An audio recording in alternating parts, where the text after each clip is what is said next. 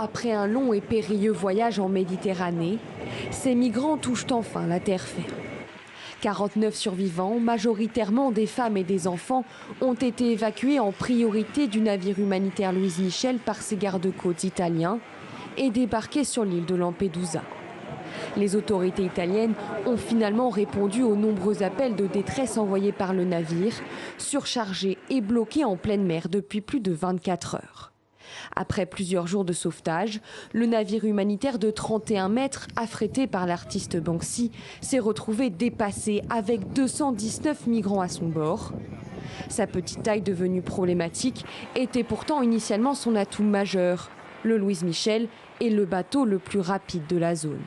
Il y a eu un vrai intérêt, ça a été d'empêcher une interception par les gardes-côtes libyens. Les soi-disant gardes-côtes arrivent avant les bateaux de sauvetage sur un cas de détresse et au lieu de ramener ces gens en sécurité et de les sauver, soit ils les laissent en plan, soit ils les ramènent en Libye.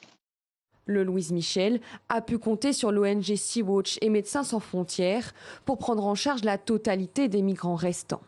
Les membres du collectif regrettent la réponse tardive de l'Europe. Nous, on fait ce qu'on peut. On est la société civile qui prend le relais sur une défaillance des États.